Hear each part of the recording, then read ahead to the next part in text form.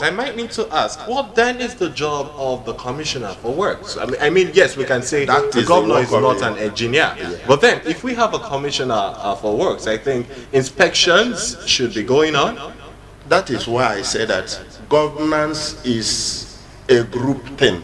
It's not done by one person. It's only the administrative head. There is Commissioner for Works, who's directly in that department of construction. And so, until it passes him to the governor is there. He has signed, please, go ahead. So, how durable or not durable is not On him personally. on the governor until the need arises.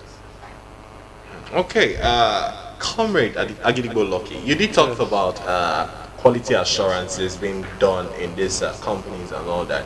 People would want to ask that, okay, this is public funds being used for these projects by the government.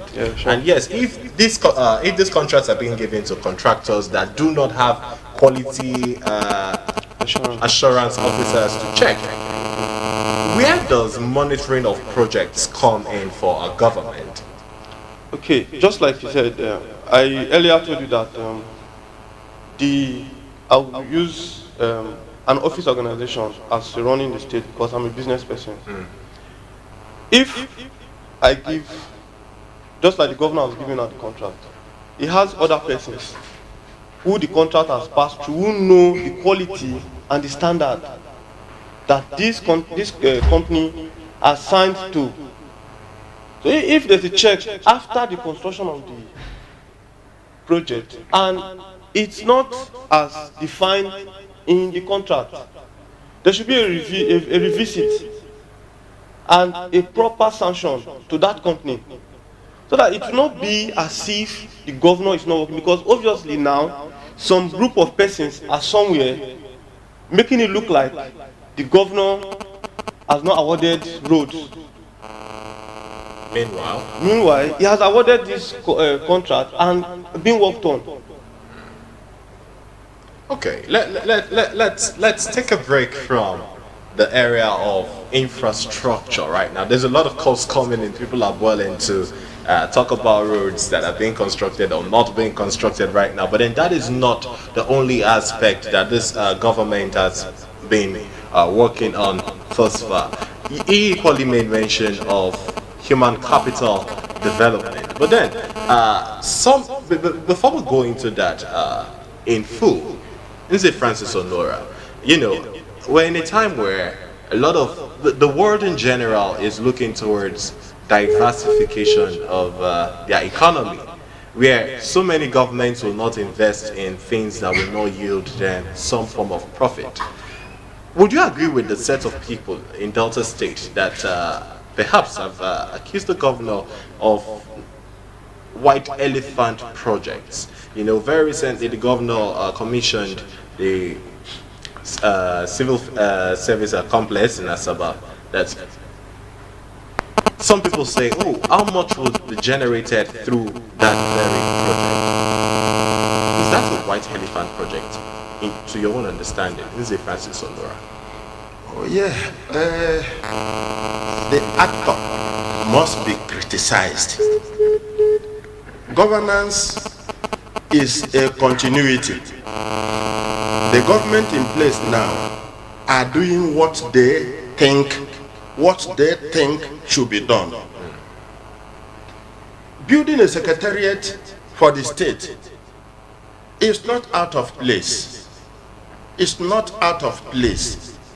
We can also recall that the governor, in his program, he's talking about Delta behind oil, beyond oil. That is to tell you that, and again, if you are versed with the states, you can see that even though the government is not pronouncing it, making it loud, the government has delved into agriculture seriously.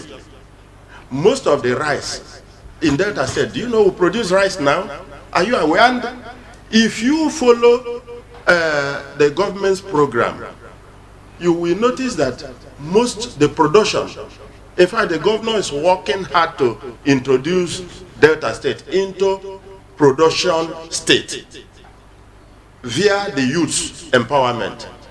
You can see what they are doing there. A lot of things. I watched one of them who says he no longer imports things.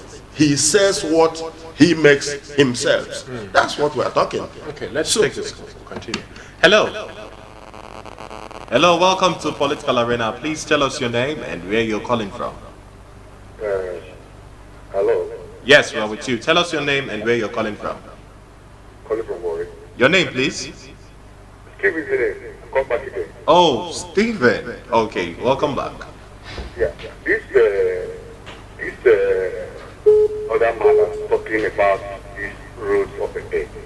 Stephen, we have moved away from road infrastructure right now. Listen, let me just say something. I know you are away from it. I'm watching the program. Okay, go ahead. This question to them. Now, most of us, when we talk of construction of roads, think of the durability, the last one. You can imagine the road when Ubemuja construct, how many years back, from Energy Junction to FBA, is still dead. And all these recent ones, they are washing away. And that road is still there. For how many years? Students that are from born, they are witnessing that road today. Okay, thank you so much, Stephen, for your contribution. Although you said that before, and we are currently moving, you know, time isn't always a friend when it comes to broadcasting. But then, Nze Francis Onuora just told us that Delta State is looking towards production. And as a matter of fact, we now produce rice in Delta State. I'd like to ask, Comrade Agidigbo, have you eaten Delta-based rice? You know, rice that was planted in Delta State, Delta-grown rice. I won't say yes, I won't say no, because when I buy, I don't ask where it's from. But yeah. Do you feel it's in the market now? For the facts, and to set the record straight, I know of the project Delta Beyond Oil. Yes. They're looking at other areas. You know, there's another the commissioner for SME. That's the Honorable Duaga. Small medium. Yes, small medium. Yes. Enterprises. So I have carefully followed that lady for quite some time and seen a lot of impact that she has made with these young persons. They organize retraining for them on how to manage their businesses. Then they also share a part of their story for their business. So they are looking at other areas beyond oil, yes. And I've attended the program also to see other young persons. Yagep or Jest? No, these SME, they usually do it every Saturday. You have to book in online on an event note. Then they will call you for follow-up. Yeah, follow-up. So we'll take this call. Continue. Hello, welcome to Political Arena. Tell us your name and where you are calling from. Hello, welcome. The program is Political Arena. What's your name and where are you calling from? Good morning. Well, I'm calling from Airport Road. Okay, your name, please. Your name. Okay, Felix from Airport Road. Go ahead, please. Yes, I want to say something before I go on. Okay. We should be able, all our radio stations, our TV stations, should be able to key to 7 o'clock news, national news, 2 o'clock news, and 4 o'clock news. Please, we should do that. That is what the Northerners are doing. That they are getting into politics very, very serious and good. The professor here cannot challenge an illiterate in the North in terms of politics. Why? Because they are being educated from the radio and TV. Okay, thank you so much, Felix. Let me go into this program that we are doing right now. The truth of the matter, we should be able to help ourselves. Nobody, the governors will just come, everybody will just come, in state noise. All our roads are just being bound. Look at what this man said now. Why you cut him off? And I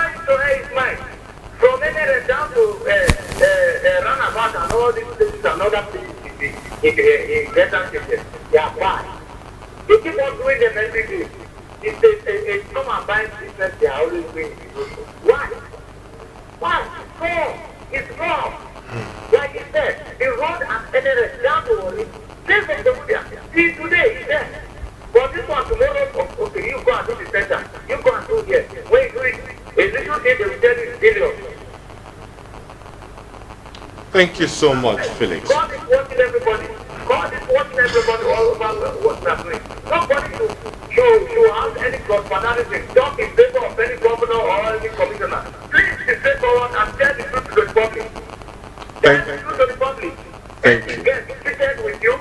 Let him tell the truth. He knows he's feeling pain in him, but not to come to the media house and make mouth and get the road. He's thinking that he's thinking before to go to the media house.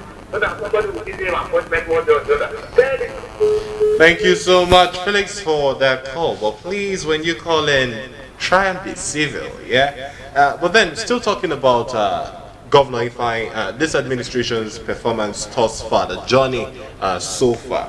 Let's look at the area of price control in Delta State. For example, people say we produce, because you talked about rice production, although that is not really major right now. But then let's look at the things that we produce and we know we produce and how costly they are in the market. Local commodities as little as gari are expensive in our market. And people will ask, but then we produce this. What has the governor done? What has this government done regarding trying to get price of goods and commodities produced locally here in Delta State to become affordable? Because when you go to the north, for example, when it has to do with commodities that are produced locally in their states, it's really affordable by people in that state. But then, is it same here? Let's say Francis Onuora, I'd like to get your take on that. Okay, when you talk about price control in Nigeria, we must know that fuel is key, and the governor does not control fuel. The moment the price of fuel is up, the moment the dollar goes high, everything, when you talk about increase, you talk about dollar, you talk about oil price. The moment these two goes up, it affects pricing in Nigeria. And I don't think the governor solely has has little or nothing to do about the price of a thing.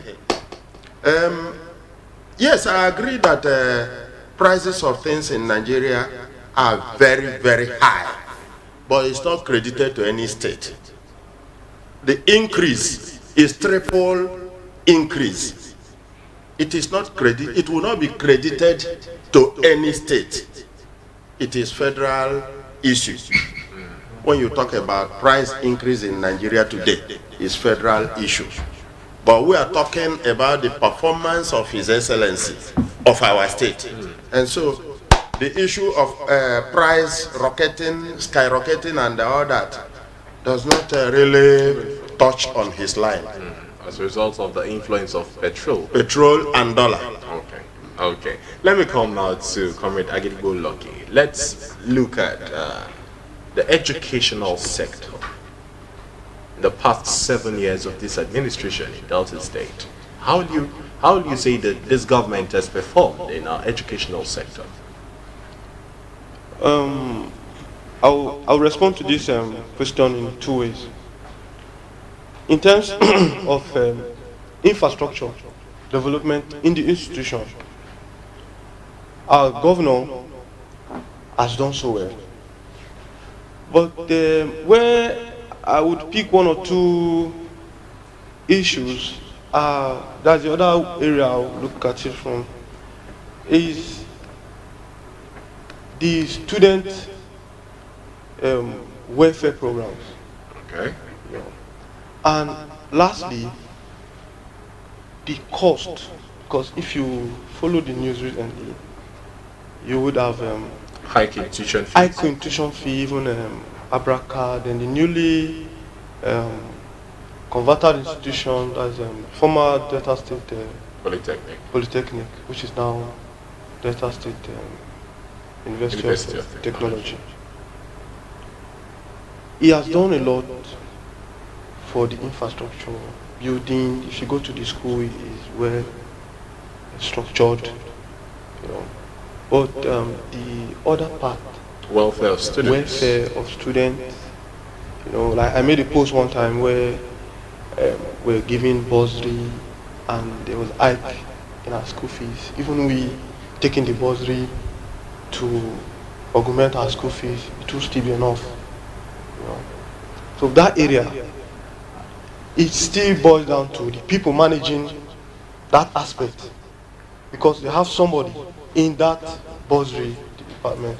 They have people who report directly, who are in charge of the ICT equipment, because most of the institution now, I think from 100 level, 200 level, is computer-based program. You get to see them when they're writing exams, you know, the systems, whether the systems are not there, or maybe one or two. I still put it up to that the school too have a role. I just feel there's a communication gap in between these persons. Between the institutions and the government. If for the government is sending these allocations. Okay, Nze Francis Onuora, on education in Delta State, how will you rate this administration? I will also rate them very good. You see, when we take a look into ourselves, then we'll be able to say that we have fared so good, so bad. Education, like my brother has said, we can see that this government has raised the infrastructures to a tertiary, near even the primary, they look like tertiary institutions. The standard of the environment, because education includes clean environment and all that, and including learning and even sports inclusive. The government has done their best. You know that there are group managers. It's from one person to another. If His Excellency has said, you know, he created some universities in addition, that is to help out in the number of persons seeking admission. Where we are crying now is the monetary side of it. We are human beings. Everything goes into dialogue. When the thing is done and the voice of people now says this is too much, the government is hearing. It is on that they will go back to the drawing board and, you know, put things together and see. But life must go on. So on education, the government is they are on it. They are doing their best. With the hiking tuition fees across high institutions in Delta State, do you think, like some people have said, that this present administration is not in touch with the reality of many Deltans? It depends on what you really mean. Not being in reality. Oh, okay. With the high tuition fees across these high institutions, many people have said, "Oh, does it mean that this government does not know that things are hard?" Okay. Yeah, when things are hard, it's a merry-go-round. Managing the institution is another thing. That is where some time ago I spoke on the ASU and the government issues. And for me, the two persons, I said, government is doing theirs, and the ASU is doing theirs too. Yeah, because an institution generates money, and the government makes provision. And so along the line, we need to be told the truth. What is really the problem? So Yes, we're not insensitive of the hardness of time. We're not insensitive to that. But at the same time, what must be done, good or bad. Okay, thank you so much, Nze Francis Onuora and Comrade Agidigbo Lucky. It's a pleasure having you on board the program today. But just before you go, Comrade Agidigbo Lucky, I would like to get your last word for this administration in terms of finishing strong. Well, for me, personally, I've heard the governor said is assuring Deltans a free and credible election come 2023. I hold that word strongly to the governor, as he has assured us. So for him to finish well, because this is not the time for we to start talking about what he has not done, but what he has done, and who is coming to continue perfectly from where the governor has stopped. So I hope the governor finish strong by keeping to that promise. Okay. All right. Nze Francis Onuora, let's get your last word for this administration. Okay, our governor has been a very intelligent person, a person you can behold on any time, and he has also promised finishing strong. So my advice to him is to keep to his words. Some time ago, he talked on whom to hand over, and he says it is only God. And so, relying on God, one who has God has everything. So I wish him well. I wish him to finish strong like he has promised. Thank you so much, Nze Francis Onuora and Comrade Agidigbo Lucky. It's a pleasure having you on board the program today.